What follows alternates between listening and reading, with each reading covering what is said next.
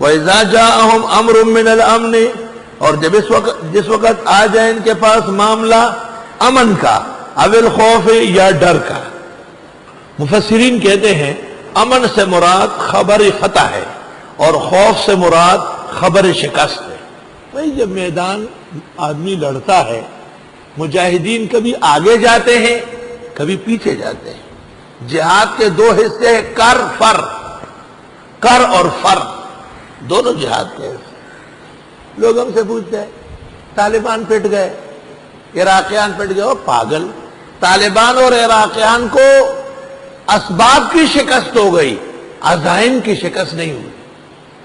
انہوں نے نہیں کہا کہ ہم شرمندہ ہیں، ہم کو امریکہ کا پوجا کرنا تھا۔ وہ آج بھی کہتے ہیں کہ امریکہ بدترین کائنات ہے، اور ہمارا جب بھی بس چلے گا ہم کو امریکہ کو چاروں شانے چت لٹائیں گے۔ آج بھی وہ اس دعوے میں ہے کہ امریکہ ہی کو پیچھے ہٹنا ہے، ہم نے پیچھے نہیں ہٹنا ہے۔ تو آپ جواب یاد رکھیں کہ طالبان کو اسباب کی شکست ہوئی، عزائم کی شکست نہیں۔ الحمدللہ۔ حدیث میں ہے موسیٰ علیہ السلام کو عمالقہ کے مقابلے میں شکست ہو گئی تھی، بما اسرائیلیوں کے جنگلوں میں بھاگ رہے تھے، عمالقہ پیچھے لگے ہوئے تھے۔ ایک موقع پر موسیٰ علیہ السلام نے کہا یا رب ما ھذا، خدا یہ کیا ہے؟ فرمایا لا ابالی، پرواہ نہیں ہے، اور دوڑو۔ کہا نہیں دوڑ سکتا، کہا نہیں تو پلٹ جاؤ۔ جب پلٹ گئے تو عمالقہ سر کے بل گرنے لگے۔ اب مدد الہی آ گئی، اور وہ وقت دور نہیں ہے کہ پوری دنیا پر مسلمانوں کا جھنڈا ہوگا، اور امریکہ کا پوری دنیا میں ایک بھی خیر خواہ و بچانے والا نہیں ہوگا، اور ان کا وجود صفحہ ہستی سے مٹ جائے گا انشاءاللہ تعالی۔ مگر افسوس، صد افسوس کہ اسلامی حکومتوں میں اور حکمرانوں میں غیرت نہیں ہے۔ ویتنام نے امریکہ کی پٹائی لگائی، اور ایسی پٹائی کہ عورتیں اور دوشیزہ دینے پر رضامند ہو گئے تھے۔ ملک کا حق سر سے کاٹ کے ان کو دے دیا تھا، مشکل سے جان بچائی۔ 212 سال بعد امریکہ نے ویتنام کا وجود ختم کر لیا، دوبارہ ان پر حملہ کر لیا۔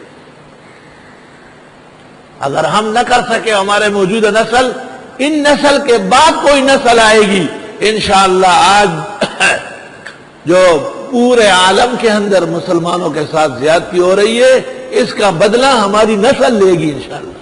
ہاں، یہ دین ایک دن کا نہیں ہے، یہ قیامت تک رہنے والا ہے۔ ور بمیر معذر ما بپذیر، اے بسا آرزو کے خاک شدہ۔ وتوکل علی اللہ وکفی باللہ وکیلا، پرواہ نہیں ہے۔ یہ تکالیف تو جہاد میں آتی ہے، اس سے کیوں گھبراتے آج؟ منزل کے جستجو میں کیوں کھویا ہوا ہے؟ اتنا عظیم بن جا کہ منزل تجھے پکارے۔ اور جس وقت آتی ہے ان کے پاس اطلاع فتح کی، فتح سے پھر امن قائم ہوتا ہے، اور شکست سے خوف و ہراس ہوتا ہے۔ خواہ مخواہ ناحق اس شہر پر الزامات لگانا، اس کی فضا کو مقدر سمجھنا، یہ مجاہدین کی تکلیفوں کا نتیجہ ہے۔ جب مجاہدین آگے بڑھ رہے تھے، خدا کی قسم یہی بدنام زمانہ، یہ ان کی تعریفوں سے سیر نہیں ہو رہے تھے۔ فرق صرف اتنا ہے کہ ابن الوقت تبدیل ہوتا ہے اور ابو الوقت وقت پر سوار رہتا ہے۔ الحمدللہ دینی حلقے وہ ابو الوقت ہے، اور دنیا پرستوں میں ابن الوقت ہے۔ وہ حالات پر ضمیر کو بیچتے ہیں، اور ہم ضمیر کے لیے زمانے کو اور حالات کو قربان کرتے ہیں۔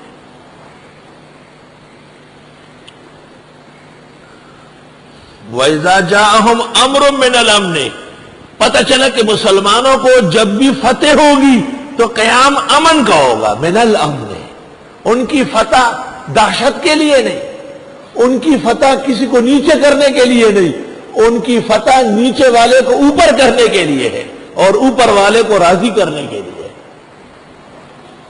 آپ اس حدیث کو یاد کریں کہ آپ نے فرمایا غزا میں انا نبی الملحمہ، میں جنگی پیغمبر ہوں، لیکن جب مکہ فتح ہو گیا آپ نے کہا الیوم انا نبی المرحمہ، آج میں معاف کرنے والا پیغمبر ہوں۔ ملحمہ ختم ہو گیا، جنگ کی ضرورت اب نہیں ہے، اب میں سب گناہگاروں کو اور مجرموں کو معاف کرتا رہوں گا۔ ہم اس پیغمبر کی عظمت رسالت پر اور صداقت نبوت پر ایمان رکھتے ہیں، اور کل کائنات کے مسلمان اس عقیدے میں یکساں ہیں۔ کچھ غلط لوگ ہر جگہ ہوتے ہیں، صحابہ کی تعریف میں منافقوں کی مذمت آ جاتی ہے جو ان کے جہاد اور امن کی کاوشوں کو نقصان پہنچاتے ہیں، اور جب آ جاتی ہے ان کے پاس اطلاع امن کی، اسلام نے جب بھی فتح کیا امن قائم کیا، نتیجہ یاد رکھو فائدہ آیت کا، اول خوف، اور مسلمانوں کو جب شکست ہوئی خوف و ہراس پیدا ہوا ہے۔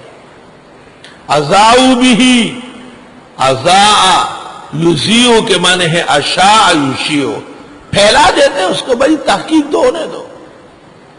وَلَوْ رَدُّوهُ إِلَى الرَّسُولِ، اور اگر یہ لٹا دیتے اس اطلاع کو پیغمبر کے پاس معلومات کے لیے، وَإِلَىٰ أُولِي الْأَمْرِ مِنْهُمْ، اور جو فیصلے والے ہیں انہی میں سے، لَعَلِمَهُ الَّذِينَ، تو جان لیتے اس خبر کو وہ لوگ، يَسْتَنبِطُونَهُ، جو اس کا کھوج نکال سکتے تھے، منہم انہی میں سے۔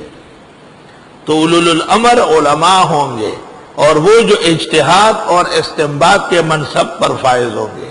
وَلَوْلَا فَضْلُ اللَّهِ عَلَيْكُمْ وَرَحْمَتُهُ، اگر نہ ہوتا فضل اللہ کا تم پر اور رحمت اس کی، لَاتَّبَعْتُمُ الشَّيْطَانَ، تو تم ساتھ دے دیتے شیطان کا، الا قلیلا، مگر تھوڑے بچتے۔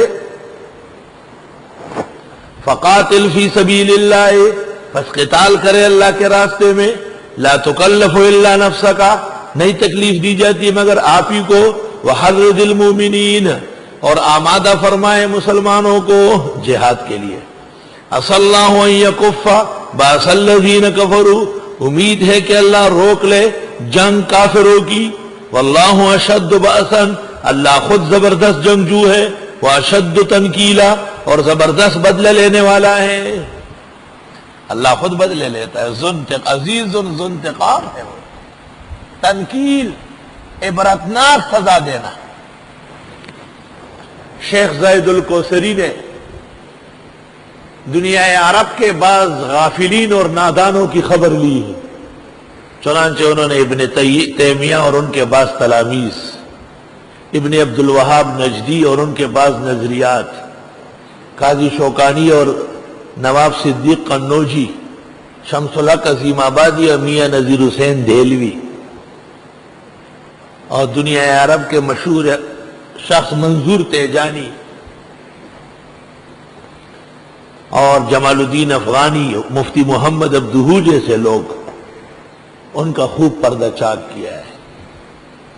اور شیخ کی کتاب ہے مقالات کے نام سے، بہترین قیمتی کتاب ہے، کوئی علم اور فن ایسا نہیں جس کا زبردست حل وہاں موجود نہیں۔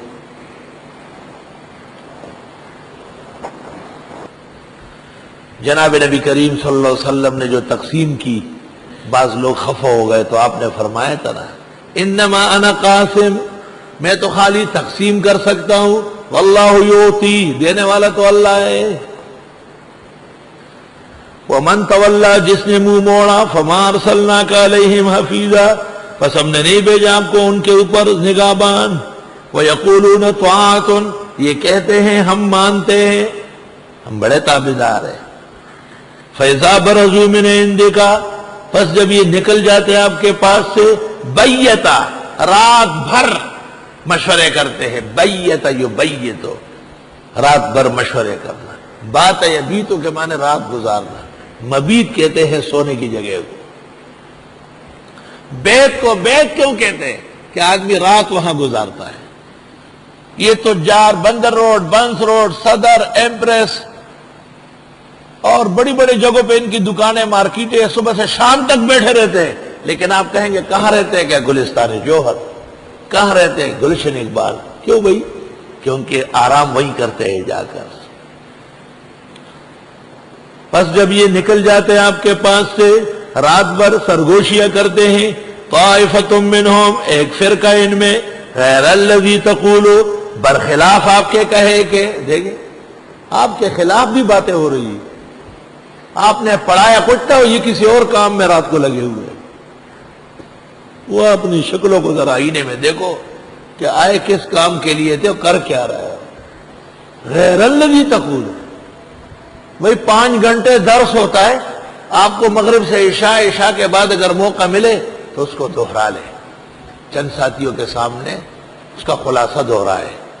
اگر بعض مشکل الفاظ اس کو دیکھ لے، پھر کبھی آپ سوال کریں گے تو جوہری سوال ہوگا، پھر آپ کو پڑھانے والے کی قدر دل میں آئے گی.